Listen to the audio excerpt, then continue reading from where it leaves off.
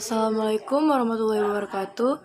Perkenalkan, nama saya Nisa Nurul Fadila dari Prodi Ekonomi Islam.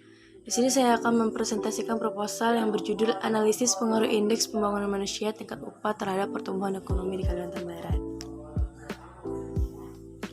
Latar belakang dari penelitian ini adalah pertumbuhan ekonomi adalah suatu proses di mana terjadinya kenaikan produk nasional bruto real atau pendapatan nasional real. Oleh karena itu, perekonomian dikatakan tumbuh atau berkembang bila terjadi pertumbuhan output real. Pertumbuhan ekonomi sering dikaitkan sebagai proses kenaikan kapasitas produksi suatu perekonomian yang diwujudkan dalam bentuk kenaikan pendapatan nasional.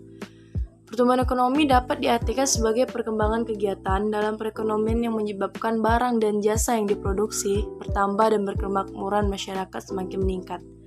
Hal tersebut karena pertumbuhan ekonomi merupakan salah satu indikator dan tolak ukur secara makro di dalam keberhasilan pelaksanaan pembangunan dan berguna untuk menentukan arah kebijakan pembangunan yang akan datang. Perekonomian Kalimantan Barat diukur berdasarkan produk domestik regional bruto atau DPRB, dan pertumbuhan ekonomi dihitung dari pertumbuhan PDRB atas dasar harga konstan. PDRB merupakan jumlah nilai tambahan atas barang dan jasa yang dihasilkan berbagai unit produksi di wilayah suatu negara dalam jangka waktu tertentu, biasanya dalam kurun waktu 1 tahun.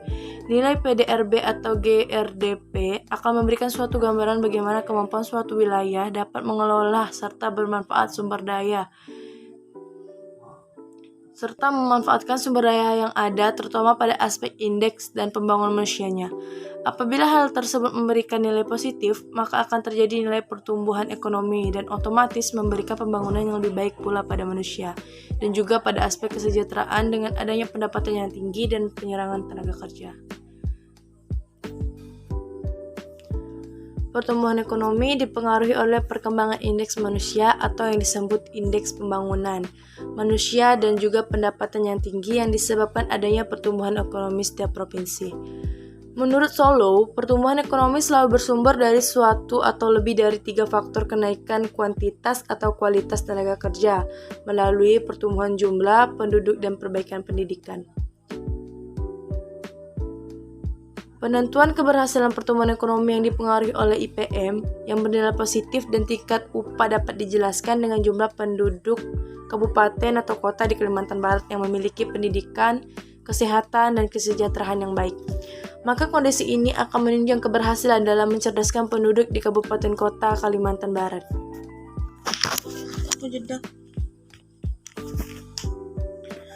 Faktor selanjutnya selain IPM, upah juga menjadi faktor penelitian yang juga telah dijelaskan sebelumnya. Upah juga merupakan indikator dalam perekonomian dan berpengaruh terhadap perubahan ekonomi. Pada Peraturan Pemerintah Republik Indonesia Nomor 78 Tahun 2015 tentang Pengupahan Pasal 1 Ayat 1, upah didefinisikan sebagai hak pekerja atau buruh yang diterima dinyatakan dalam bentuk uang sebagai imbalan dari pengusaha atau pemberi kerja pada pekerja atau buruh yang diterapkan dan dibayarkan menurut semua perjanjian kerja atau kesepakatan atau peraturan perundang-undangan yang termasuk tunjangan bagi pekerja atau buruh dan keluarganya atas suatu pekerjaan atau jasa yang telah dilakukan. Berikut ini adalah tampilan indeks pembangunan manusia di Kalimantan Barat pada tahun 2018 sampai 2021. Perhatikan tabel ini. Dapat dilihat pada tabel di samping bahwa tingkat indeks pembangunan manusia di Kalimantan Barat tahun 2019 sampai 2021 rata-rata mengalami peningkatan setiap tahunnya. IPM tertinggi terdapat pada Kabupaten Kota Pontianak pada tahun 2019. IPM sebesar 79,35%, tahun 2020 sebesar 79,44%, dan di tahun 2021 sebesar 79,93%. Sedangkan IPM terendah terdapat di Kabupaten Kayong Utara pada tahun 2019 sebesar 62,66%, di tahun 2020 sebesar 62,68%, dan di tahun 2021 sebesar 62,91%. Meningkatnya IPM karena semakin meningkatnya jumlah penduduk yang terjadi setiap tahunnya. Dapat dilihat Di bawah ini merupakan tabel UMKM di Kalimantan Barat tahun 2019 sampai 2021. Yang dimana rata-rata mengalami kenaikan setiap tahunnya.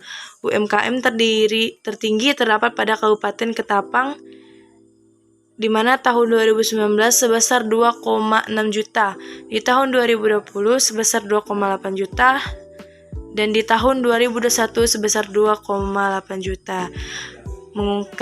Meningkatnya UMKM setiap tahunnya pada setiap wilayah atau daerah karena menyesuaikan pertumbuhan ekonomi atau keadaan ekonomi yang terjadi, baik segi harga, barang dan jasa maupun aspek kehidupan lainnya.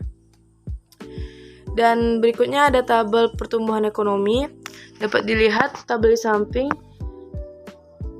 pertumbuhan ekonomi yang terjadi di Kalimantan Barat pada tahun 2019 sampai 2021. Rata-rata mengalami peningkatan setiap tahunnya, meskipun masih terdapat di beberapa daerah yang mengalami nilai fluktuasi seperti yang terjadi di Kabupaten Sanggau pada tahun 2019 sebesar 3,73% per tahun, 2020 sebesar 0%,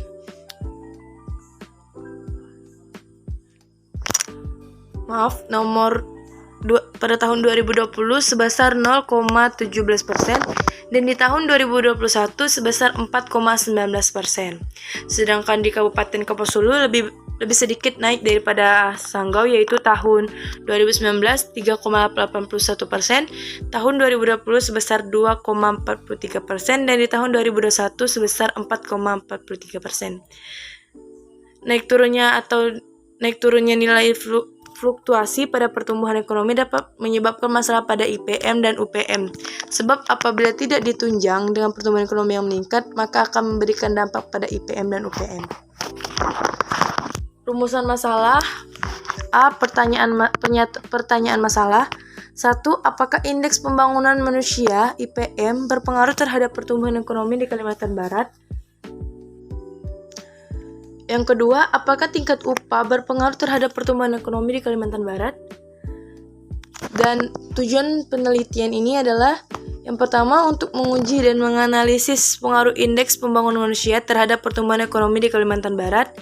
Yang kedua, untuk menguji dan menganalisis tingkat upah terhadap pertumbuhan ekonomi di Kalimantan Barat. Kontribusi penelitian A. Kontribusi teoritis.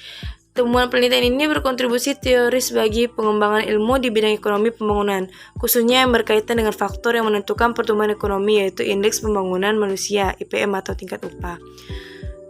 Kontribusi praktis itu bagi akademis, bagi penelitian lain dan pembaca. Landasan teori dari penelitian ini adalah yang A adalah landasan teori dari penelitian ini. A. Indeks pembangunan manusia (IPM). Teori indeks pembangunan manusia. Ukuran pembangunan yang digunakan selama ini yaitu PDB dalam situasi nasional dan PDRB dalam situasi regional. Menurut Kuncoro 2004, HDI (Human Development Index) atau Indeks Pembangunan Manusia (IPM) merupakan indeks gabungan dari 3 indikator: longevity sebagai ukuran harapan hidup, pengetahuan knowledge yang diukur dengan kombinasi merek huruf penduduk dewasa berbobot 3/4 dan gabungan dari rasio pendidikan tinggi primer, sekunder, tersier, bruto berbobot 1/3 dan standar hidup layak decent standard of living sebagian mana diukur oleh PDB real berkapita dan dinyatakan PPS. Ketiga indikator IPM atau HDI Hakim 2002 tersebut sebagai berikut. 1. Komponen longevity umur panjang. 2. Komponen pendidikan. 3. Komponen standar hidup. Menurut Todaro 2011, manfaat IPM atau HDI yaitu: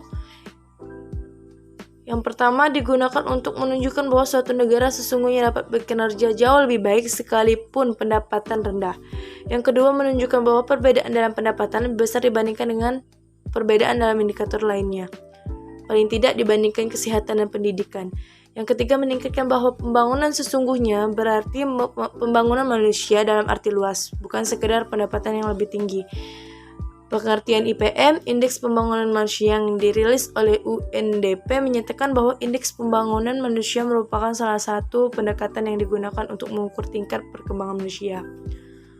4 hal yang penting yang harus diperhatikan adalah produktivitas, pemerataan, kesinambungan, dan pemberdayaan. UNDP 2010. Yang pertama, produktivitas, kemampuan masyarakat dalam meningkatkan produktivitas dan berperan penuh ke dalam penciptaan pendapatan dan memenuhi kebutuhan hidup. Yang kedua, pemerataan, dalam hal pendapatan, kesempatan, dan akses terhadap semua sumber daya ekonomi sosial, penduduk memiliki kesempatan yang sama dalam hal tersebut. Kesinambungan, akses terhadap daya ekonomi dan sosial harus dipastikan tidak hanya untuk generasi sekarang, tapi juga disiapkan untuk generasi yang akan datang. Yang keempat, pemberdayaan, peduli dalam hal keputusan dan proses yang akan menentukan arah kehidupan manusia, harus turut berpartisipasi dan berperan penuh. Yang B, komponen pembangunan manusia, laporan pembangunan sumber daya manusia yang telah dipublikasikan oleh UNDP, Unit Nation Development Program, dalam bentuk ukuran kuantitatif yang bisa disebut HDI. Indikator yang digunakan untuk mengukur ukuran HDI adalah sebagai berikut. Yang pertama, indeks harapan. Indeks harapan disebut juga lamanya hidup, diartikan pertahanan lebih lama dapat diukur dengan indeks harapan hidup saat lahir, life expectancy of birth, dan angka kematian bayi per 1000 penduduk, infant mortality rate. Yang kedua, indeks pendidikan. Untuk menghitung indeks pendidikan dalam perhitungan IPM mencakup 2 parameter, yaitu angka melek huruf (LIT) dan rata-rata lama sekolah (MYS). Populasi yang digunakan berusia 15 tahun ke atas yang bisa membaca dan menulis dalam huruf Latin atau huruf lainnya. Pengukuran indeks pembangunan manusia. Indeks pembangunan manusia yaitu tingkat kesehatan diukur dengan melihat harapan hidup saat lahir. Tingkat pendidikan diukur dengan angka melek huruf. Standar kehidupan diukur dengan tingkat pengeluaran per kapita per tahun. Tingkat upah. Pengertian tingkat upah menurut Undang-Undang Nomor 13 Tahun 2003 tentang Ketenagakerjaan. Upah didefinisikan sebagai hak pekerja atau buruh yang diterima dan dinyatakan dalam bentuk uang sebagaimana imbalan dari pengusaha atau pemberi pekerja kepada pekerja. Upah kerja adalah pencerminan pendapatan, di mana upah dibayarkan kepada pekerja berdasarkan jam kerja, jumlah barang dihasilkan, atau banyaknya pelayanan yang diberikan. Faktor-faktor yang dipertimbangkan dalam penetapan upah. Faktor yang mempengaruhi tingkat upah yaitu yang pertama, penawaran dan permintaan tenaga kerja. Hukum penawaran dan permintaan tetap mempengaruhi. Yang kedua, organisasi pekerja. Ada tidaknya organisasi pekerja serta lemah kuatnya organisasi pekerja tersebut atau mempengaruhi upah. Yang ketiga, kemampuan untuk membayar meskipun serikat pekerja menuntut upah. Yang keempat, produktivitas. Mungkin tinggi hasil produk suatu perusahaan. 5. Biaya hidup, faktor lain yang juga mempengaruhi gaya hidup. Yang keenam, pemerintahan juga mempengaruhi tinggi rendahnya upah melalui peraturan-peraturan. Pertumbuhan ekonomi. Pertumbuhan ekonomi didefinisikan sebagaimana peningkatan kemampuan dari suatu perekonomian dalam bentuk barang-barang dan jasa-jasa. Pertumbuhan ekonomi menunjukkan sejauh mana aktivitas perekonomian yang akan menghasilkan tambahan pendapatan masyarakat pada suatu periode tertentu. Faktor-faktor yang mempengaruhi pertumbuhan ekonomi, Faktor-faktor yang mempengaruhi pertumbuhan ekonomi sebagai berikut. Yang pertama, sumber daya alam. Yang kedua, organisasi. Yang ketiga, akumulasi modal. Yang keempat, kemajuan teknologi. Hubungan indeks pembangunan manusia terhadap pertumbuhan ekonomi. Tingkat pembangunan manusia yang relatif rendah akan mempengaruhi kinerja pertumbuhan ekonomi melalui kapabilitas penduduk, dan konsekuensinya adalah menurunkan produktivitas dan kreativitas masyarakat. Hubungan tingkat upah terhadap pertumbuhan ekonomi. Nilai upah yang tinggi memberikan pengaruh signifikan pada pertumbuhan ekonomi pula. Selain itu, sudah terdapat perhatian mengenai UMR, sehingga beberapa daerah yang tingkat upahnya mulai bernilai positif dan sesuai. Kajian empiris Asnidar 2018, pembangunan Indonesia berpengaruh positif dan tidak signifikan terhadap pertumbuhan ekonomi di Aceh Timur. Hal ini disebabkan nilai dari indeks pembangunan manusia perkembangannya dari tahun ke tahun terlalu kecil sehingga berpengaruh positifnya juga terlalu kecil. Kerangka konsep dapat dilihat indeks pembangunan manusia, tingkat upah, pertumbuhan ekonomi. Bentuk penelitian. Bentuk penelitian dalam penelitian ini adalah kuantitatif, di mana penjelasan pengaruh hubungan antara variabel bebas dengan variabel terikat. Sumber daya, jenis data yang digunakan dalam penelitian ini adalah data-data sekunder. Teknik pengumpulan data dengan mempelajari, melakukan penganalisisan dan pengelolaan terhadap data yang berhubungan dengan variabel yang diteliti. Variabel penelitian yang pertama, variabel bebas independen, adalah variabel mempengaruhi atau yang menjadi sebab berubahnya dan timbulnya variabel terikat. Yang kedua, variabel terikat adalah variabel yang dipengaruhi atau menjadi akibat karena adanya variabel bebas. Sekian penjelasan dari saya. Jika ada salah-salah kata atau ketidaksempurnaan dalam penjelasan, mohon maaf. Sekian, terima kasih.